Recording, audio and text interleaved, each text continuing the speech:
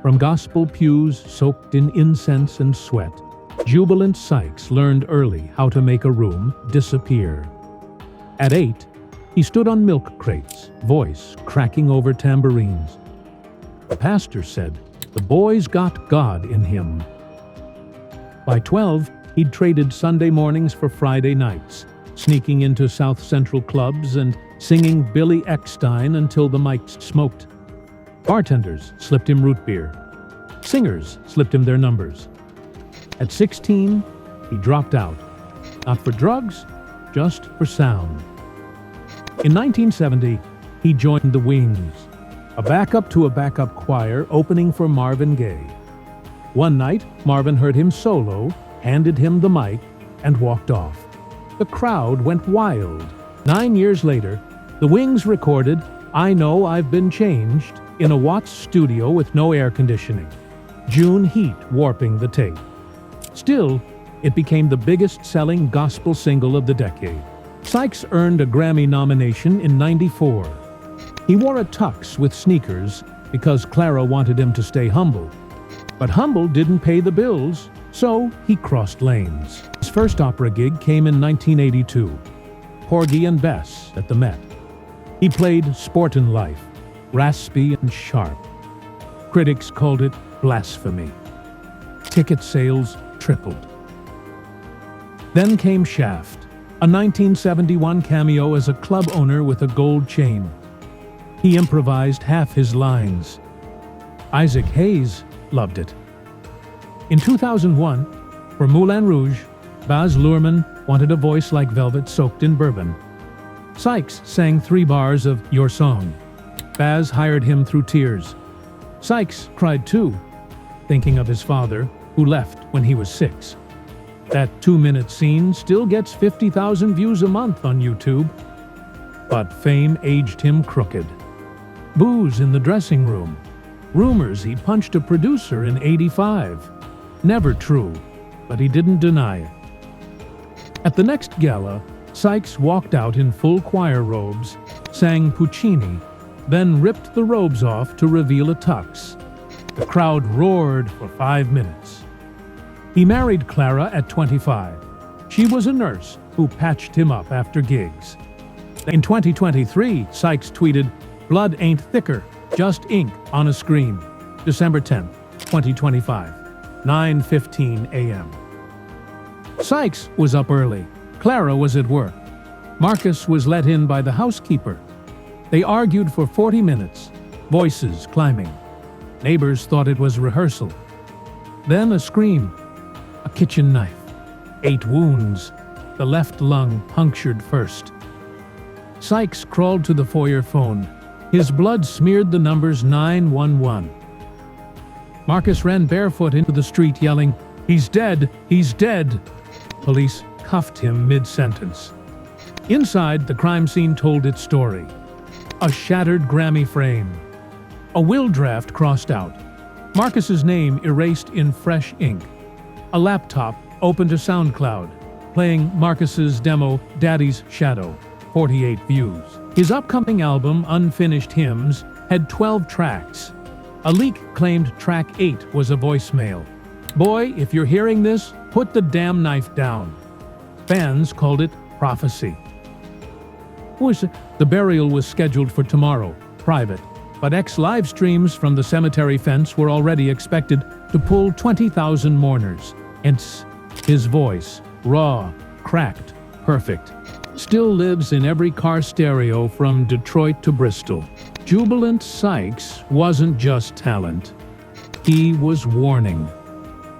His album goes platinum week 1. Marcus's trial drags for years, and every kid with a dream wonders if applause hides a blade. As the end credits roll, the Hallelujah clip plays, his voice breaking on "I've seen your flag on the marble arch." The screen fades to black, but you still hear him breathing. But the breathing doesn't last long. By the next morning, the world has already split into 2 camps. Those mourning the man, and those dissecting the monster they think he raised. Commentators pull clips from old interviews, freeze-framing every moment Marcus looks away. every forced smile beside his father on red carpets. They call it foreshadowing. They call it destiny. They call it everything except what it really is: pain. Clara stays silent.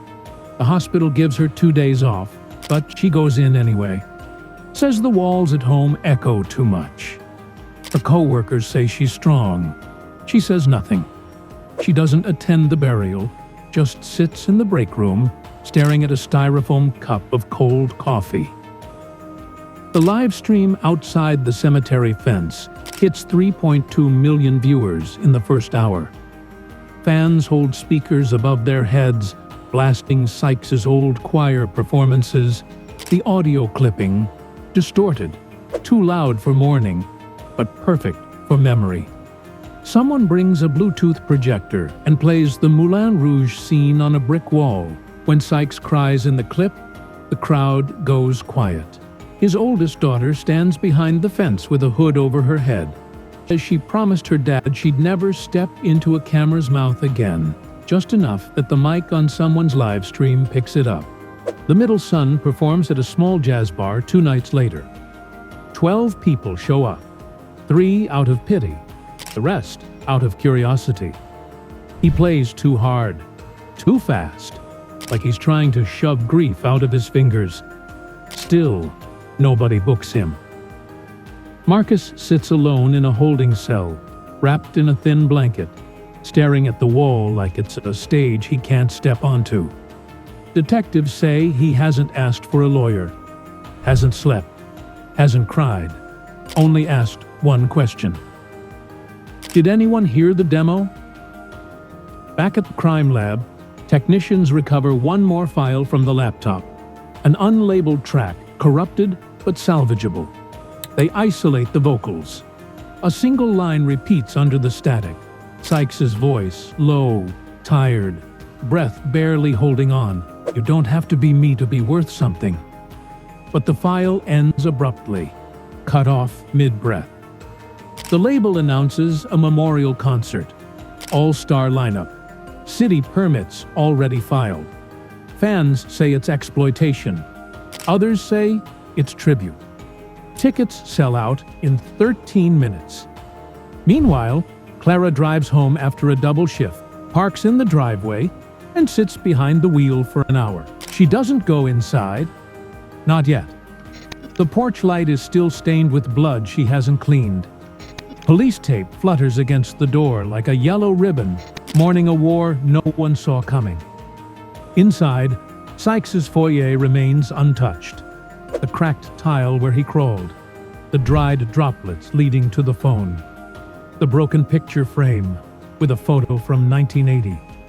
Sykes in cheap sunglasses, Clara smiling beside him, holding baby Marcus. That photo ends up on a news segment the next night. They zoom in on Marcus's face. They call it irony. They call it tragedy. They never call it childhood. The documentary footage ends, but one last note appears on screen, white text over black. 2 voices, 1 legacy, the echoes remain. But echoes aren't quiet. Weeks pass. The trial begins. Courtroom cameras tilt between Marcus's blank stare and Clara's tightly clenched hands. The media spins a story of inheritance and madness. Psychologists testify about emotional neglect. Music therapists speculate on Sykes' vocal intensity. And old friends whisper about a father who gave everything, and maybe too much. Outside the courthouse, a group of fans gather every morning, singing hymns. Some leave candles, some leave earbuds looping Sykes' performances. A small boy in a Dodgers cap hums, "I Know I've Been Changed," eyes on the steps, as if expecting the ghost of Porgy and Bess to appear. In the recording studio's unfinished hymns climbs every chart. Streaming numbers break records. Playlists called Father and Son appear, blending Sykes' voice with Marcus's demos. A collage of love and loss, of raw ambition and inherited weight. Music critics call it hauntingly perfect, and the sound of generational echoes, oblivious to the pain behind the notes. Clara finally enters the house. The foyer smells faintly of incense. She steps over the dried blood, touches the Grammy frame, and whispers, "You always wanted them to hear you, even now." She opens the piano lid in the living room. A dust-covered score lies open. A duet Sykes wrote for Marcus, never performed, marked, "For my boy, breathe with me." Her fingers trace the notes, hesitant, trembling. At night, Sykes' old stage manager listens to the leaked demo in the dark. He rewinds the line, "You don't have to be me to be worth something." It repeats again and again. He closes his eyes, imagining the boy singing it back, imagining what might have been. Marcus, in solitary confinement, finally whispers it aloud. A guard pauses outside, uncertain if it's a prayer or a plea. The words hang in the air, half accusation, half inheritance. The memorial concert arrives. Stars belt his songs. Choirs echo the aisles. Fans weep, some in grief, some in joy. Somewhere in the middle of the crowd, a girl lifts a phone to record the final bow. The camera catches the empty spot on stage where Sykes would have stood, velvet soaked in bourbon, voice cracking hearts. And then the screen fades again. Not to black this time, to the faint shimmer of a spotlight swinging across the empty stage. A single note held long enough to break silence, long enough to remember. Every voice leaves a mark. Every mark becomes a story. The text appears. Jubilant Sykes, 1952, 2025. The music never stops.